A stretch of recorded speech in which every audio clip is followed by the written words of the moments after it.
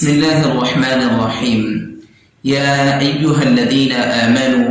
لا تقربوا الصلاة وأنتم سكارى حتى تعلموا ما تقولون ولا جنبا إلا عابري سبيل حتى تغتسلوا وإن كنتم مرضى أو على سفر أو جاء أحد منكم من الغائط